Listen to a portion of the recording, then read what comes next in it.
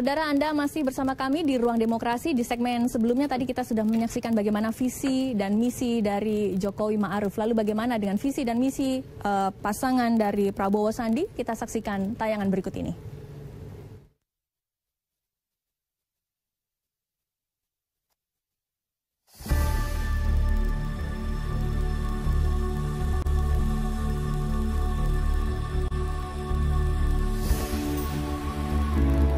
Prabowo Subianto, Capres Paslon nomor urut 2 adalah mantan Panglima Kostrat TNI AD, lahir di Jakarta 17 Oktober 1951. Ia anak dari pasangan Sumitro Joyo Hadikusumo dan Dora Mersigar. Prabowo merupakan anak ketiga dari 4 bersaudara, kedua kakaknya perempuan, Bianti Ningsih Miderawati dan Mariani Ekowati, dan satu adik laki-laki, Hasim Joyo Hadikusumo. Prabowo menikah dengan Siti Hediati Heriadi, putri dari Presiden Soeharto.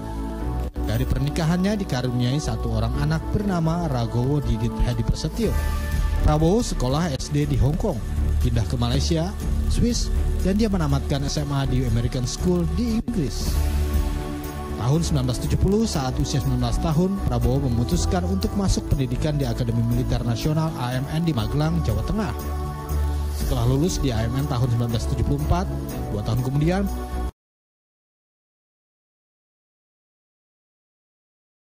Prabowo bergabung dengan Komando Pasukan Khusus Kopassus Angkatan Darat. Selanjutnya, karir Prabowo terus melesat hingga menjadi Danjen Korps Baret Merah tersebut, bahkan menjadi Panglima Kostrat pada tahun 1998. Pasca lengsernya Soeharto, Prabowo kemudian menerima penugasan sebagai Komandan Sekolah Staf dan Komando ABRI. Tak lama kemudian, Dewan Kehormatan Perwira memberhentikan dirinya dari Dinas Keprajuritan. Prabowo pun meninggalkan Indonesia dan tinggal di Yordania dan Jerman. Setelah kembali ke tanah air dengan tampil di publik, tahun 2004 Prabowo mencoba bertarung menjadi calon presiden melalui konvensi Partai Golkar, namun gagal memenangkan sebagai calon presiden dari partai tersebut. Tak lama ia pun membangun jaringan tani dan terpilih sebagai Ketua Umum Himpunan Kerukunan Tani Indonesia HKTI 2004. Prabowo bersama adiknya Hasim Joyo Hadikusumo, mantan aktivis mahasiswa Fadlizon, dan mantan Deputi 5 Badan Intelijen Negara bidang penggalangan Mukti Purwo Pranjono, serta sederetan nama lainnya mendirikan Partai Gerakan Indonesia Raya atau Partai Gerindra pada tanggal 6 Februari 2008. Di tahun 2009, Prabowo maju sebagai calon wakil presiden berpasangan dengan Capres Megawati, namun gagal memenangkan pemilu presiden. Pada Pilpres 2014, ia maju sebagai calon presiden berpasangan dengan Hatta Rajasa. Dalam kampanyenya saat itu, Prabowo ingin Indonesia menjadi tuan di negerinya sendiri dan disegani dunia. Meski pasangan ini belum berhasil menang, tapi Partai Gerindra meraih kenaikan suara yang signifikan pada pemilu 2014 dengan meraih peringkat ketiga setelah PDIP dan Golkar.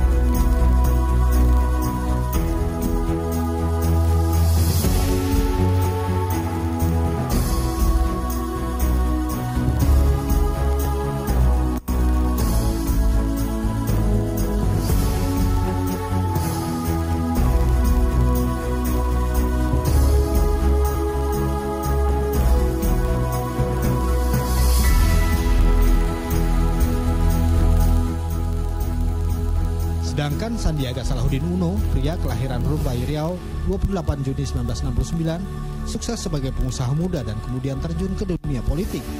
Andi setelah berhasil menjadi wakil gubernur DKI, kini bertarung di Pilpres 2019. Sandiaga Uno adalah anak bungsu dari 2 bersaudara, dari pasangan Razif Halik Uno dan Rahmini Rahman. Sandi mengenyam pendidikan di SDP SKD, SMPN 12 Jakarta, dan SMA Pangudi Luhur.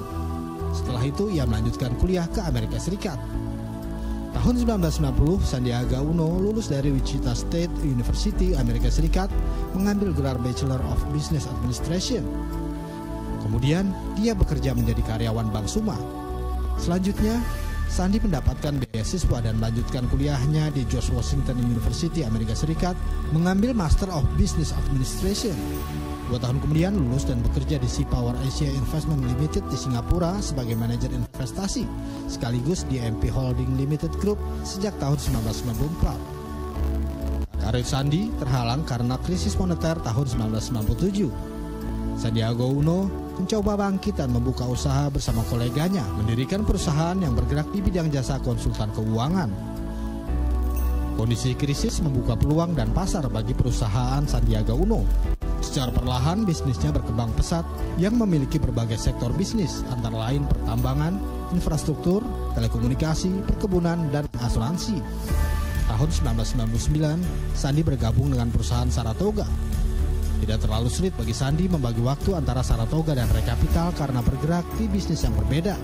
Saratoga adalah perusahaan private equity, sementara Rekapital konsultan keuangan.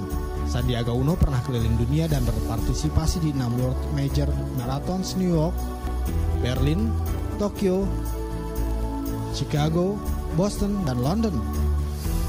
Ketika usianya 47 tahun, Sandi diangkat sebagai Ketua Umum Persatuan Renang Seluruh Indonesia menggantikan Hilmi Panikoro. Sukses di dunia usaha dan olahraga, Sandi melirik ke dunia politik. Didaulat menjadi pengurus Partai Gerindra oleh Prabowo Subianto. Pada Pilgub DKI 2017, Sandi maju sebagai calon wakil gubernur DKI. Pada 16 Oktober 2017, bersama pasangannya Anies Baswedan, mereka dilantik sebagai gubernur dan wakil gubernur DKI 2017 hingga 2022. Ia pun kemudian dirangkul Prabowo untuk menjadi pendamping pada Pilpres 2019 ini.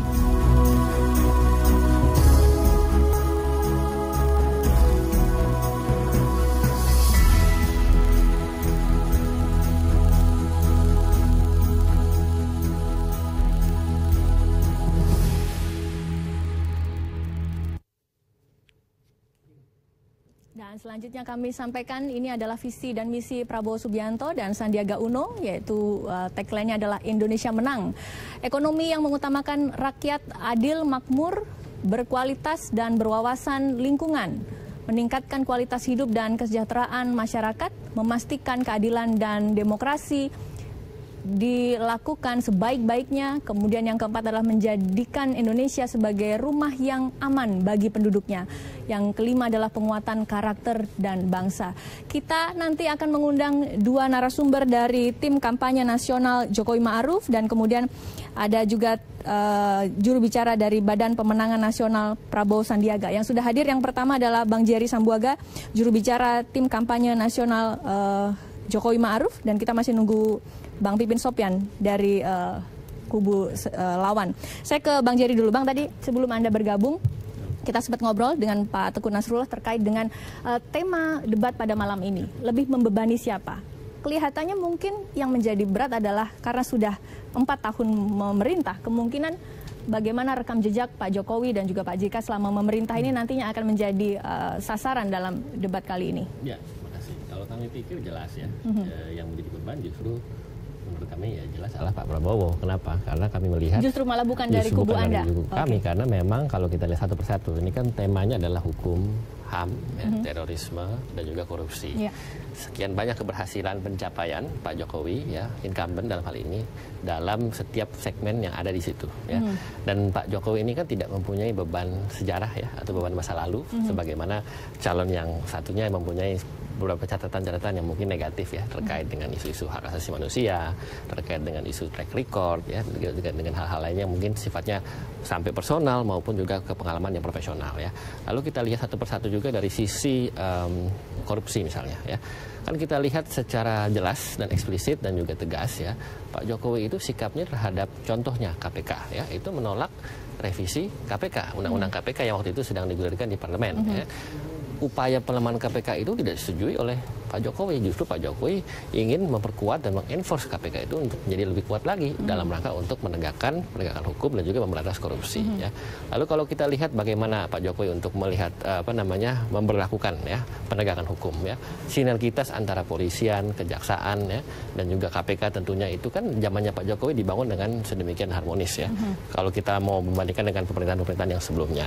Lalu kalau kita melihat dari isu-isu korupsi, bagaimana Pak Jokowi dengan pemerintahan incumbent ini memberlakukan supporting system yang mencegah dan minimalisir terjadinya praktik-praktik kesenang-senangan. Misalnya contohnya seperti e-budgeting ya, lalu e-government ya, e-profiling dan sebagainya. Artinya itu dimaksudkan oleh pemerintah ya untuk bisa mensupport ya good governance ya, pemerintah yang bersih, yang jauh dari korupsi, dimulai dari pelayanan publik yang memang itu salurkan kepada birokrasi-birokrasi yang ada di Indonesia. Karena kenapa? Karena pelayanan publik itulah kunci untuk bisa melihat ya seberapa jauh efektivitas kepuasan publik, dan pelayanan publik itu juga menentukan seberapa jauh jangan sampai pejabat-pejabat yang ada di birokrasi itu menyalahgunakan wewenangnya. Nah, itu dimasukkan ke dalam sebuah sistem yang transparan. Ya. Seperti tadi yang saya bilang soal banyak yang mengatakan bahwa pada saat masa kepemimpinan Jokowi saat ini adalah bagaimana masyarakat bisa melihat janji kampanye Pak Jokowi pada tahun 2014 yang lalu terkait salah satunya adalah penegakan hak asasi manusia. Namun masih ada juga pengungkapan kasus pelanggaran HAM di masa lalu yang belum terungkap di masa sekarang. Ya, kami pikir itu kita mesti bicara data ya. Artinya kita mesti lihat secara faktual ya, kasus-kasus mana yang memang itu dipermasalahkan. Kalau kita lihat secara objektif ya, secara faktual dan secara proporsional, zamannya Pak Jokowi yang kami lihat justru adalah sebuah era di mana pertama tentu tidak ada beban masa lalu dan beban sejarah yang bisa dipermasalahkan oleh pihak lain. Dan kedua, zaman beliau ini dilihat secara jelas bahwa tidak ada hal-hal yang sifatnya itu esensial atau krusial yang menyangkut dengan pelanggaran hak asasi manusia. Justru zamannya Pak Jokowi ini jelas ya adanya pembentukan tim untuk mencari penghilangan aktivis yang pada saat itu dibentuk sekitar tahun 2015 ya. Lalu juga adanya semacam political will ya untuk bisa melibatkan ya elemen-elemen masyarakat sipil dan juga LSM ya untuk bisa terlibat dalam ikut juga mengawasi bagaimana tegaknya hukum asasi manusia di dalam negeri Indonesia ini. Artinya ini sebuah action yang konkret ya, bukan hanya cerita ya, tetapi juga data dan juga pencapaian, dan memang itu sudah ditunjukkan kepada masyarakat, dan yang paling penting adalah sudah dilakukan. Ya, tidak ada sebuah hal yang sifatnya itu hanyalah retorika ya, hanyalah wacana-wacana semu ya, atau bahkan hanyalah sebuah narasi-narasi yang menggembor-gemborkan ketakutan dan pesimisme. Saya pikir itu yang penting. Baik, kita nanti akan minta jawaban dari Pak Teguh Nasrullah terkait dengan jawaban Mas Jerry. Kalau Pak Jerry mengatakan bahwa 4 tahun ini kelihatannya pencapaiannya sudah baik, tapi bagaimana mungkin Anda punya pandangan berbeda. Tetap bersama kami saudara di Ruang Demokrasi JAK TV.